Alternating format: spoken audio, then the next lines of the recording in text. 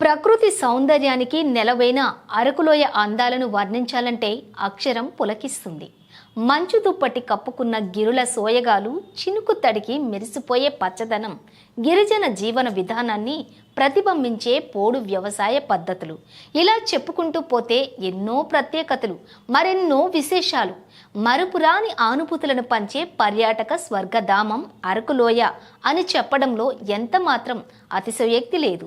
కుటుంబంతో కలిసి సంతోషంగా హాలిడేను ఆస్వాదించేందుకు దీనికి మించిన ప్రదేశం ఆంధ్రప్రదేశ్ రాష్ట్రంలో మరొకటి లేదనే చెప్పాలి. విశాఖ వస్తే అరకులోయ చూడాల్సిందే. ఆంధ్రప్రదేశ్ రాష్ట్రంలో ప్రధాన నగరమైన విశాఖపట్నం సందర్శనకు వచ్చే టూరిస్టులు ఎవ్వరైనా సరే అరకులోయను సందర్శించకుండా వెళ్లరు. నగర పర్యటన ముగించుకున్న తర్వాత హిల్ స్టేషన్కు పయనమయ్యేందుకు అధిక శాతం టూరిస్టులు ఆసక్తి చూపుతూ ఉంటారు. విశాఖపట్నం నగరానికి 114 కిలోమీటర్ల దూరంలో సముద్ర మట్టానికి 900 మీటర్ల ఎత్తులో అరకులోయ హిల్ స్టేషన్ ఉంటుంది. పర్వత శ్రేణుల నడుమ ఒదిగి ఉన్న ఈ ప్రాంతం ప్రకృతి రమణీయతకు ఆలవాలం. అరకులోయ కేవలం పర్యాటక కేంద్రంగానే కాదు, లొకేషన్ల పరంగా సినిమా షూటింగ్లకు కూడా గమ్యస్థానంగా నిలుస్తుంది. రైలు ప్రయాణం మిస్ కాకండి. అరకులోయకు రైలు, రోడ్డు మార్గాల ద్వారా చేరుకోవచ్చు. రోడ్డు మార్గం ద్వారా ఘాట్ రోడ్డు ప్రయాణంలో సుదూరంగా ఉండే జలపాతాలు, గుహలు, ఎత్తైన వంతెనలు కనిపిస్తూ ఊరిస్తూ ఉంటాయి. కానీ అక్కడికి చేరుకోవడం మాత్రం సాధ్యపడదు. అదే రైలు మార్గం ద్వారా ప్రయాణిస్తే ఈ అనుభూతులను ఆస్వాదించే అవకాశం లభిస్తుంది. ఇతర రాష్ట్రాల నుంచి వచ్చే పర్యాటకులు బస్సులు, ఇతర వాహనాలను బుక్ చేసుకుని రావటం వలన ఈ ప్రయాణాన్ని మిస్ అవుతూ ఉంటారు. కొందరు విశాఖలో తమ వాహనం దిగి రైలు ద్వారా అరకు చేరుకుని అక్కడ తిరిగి తమ వాహనాలను అందుకోవటం చేస్తూ ఉంటారు. రైలు ప్రయాణాన్ని మిస్ కాకూడదు అనుకుంటే ఇది ఒక చక్కని ఐడియా. కిరండూల్ వెళ్లే ప్యాసింజర్ రైలు విశాఖపట్నం స్టేషన్ నుంచి ప్రతిరోజు ఉదయం 7:10 బయలుదేరుతుంది. రైల్వే శాఖ టూరిస్టుల కోసం ఈ రైలుకు అదనంగా అద్దాల బోగీని జత చేసింది. ఇది మిస్ అయితే అరకు వెళ్లే రైలు మరొకటి లభించదు. కాబట్టి ముందుగా ప్లాన్ చేసుకుని స్టేషన్కి చేరుకోవడం మంచిది. బొర్రా గుహలు. అరకులోయ పర్యటనకు వెళ్లే టూరిస్టులు తప్పక చూడాల్సిన ప్రదేశం బొర్రా గుహలు. ప్రకృతి చిత్రించినటువంటి ఈ అద్భుతం సుమారుగా 10 లక్షల ఏళ్ల క్రితం ఏర్పడిందనే శాస్త్రవేత్తలు చెబుతూ ఉంటారు. బ్రిటిష్ భౌగోళిక శాస్త్రవేత్త విలియం కింగ్ 1807లో బొర్రా గుహలను కనుగొన్నారు.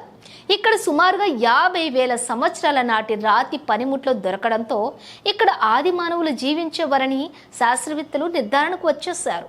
ఏపీ పర్యాటక శాఖ 1990లో ఈ గుహలను తమ ఆధీనంలోకి తీసుకుని అభివృద్ధి చేసింది. గుహల బయట ఉద్యాన మొక్కల పెంపకం, గుహలను వీక్షించే విధంగా లైట్లను ఏర్పాటు చేశారు. దీంతో బొర్రా గుహలను సందర్శించే పర్యాటకుల సంఖ్య ఏటా గణనీయంగా పెరుగుతోంది. అరకు నుంచి 36 కిలోమీటర్ల దూరంలో బొర్రా గుహలున్నాయి.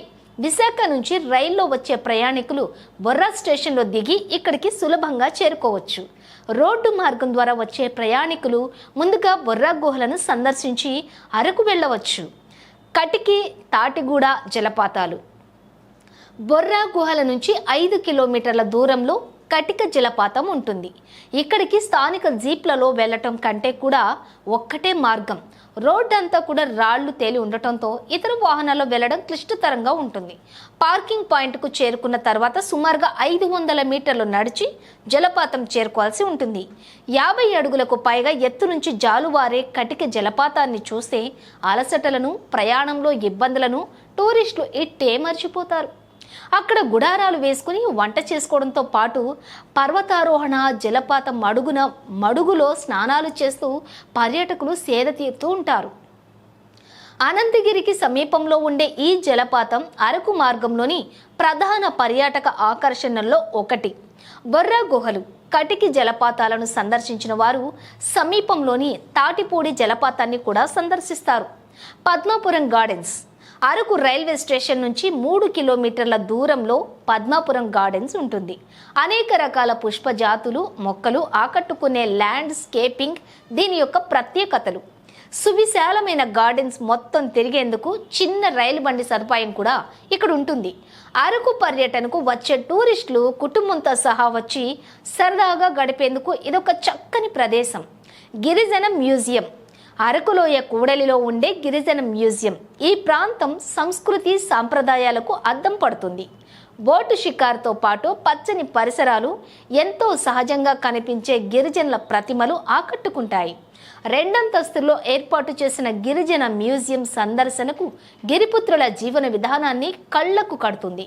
మ్యూజియం ఆవరణలో స్టాల్స్ ద్వారా గిరిజనులు తయారు చేసిన వివిధ వస్తువులు, కాఫీ తదితర సామాగ్రిని టూరిస్టులు కొనుగోలు చేయవచ్చు.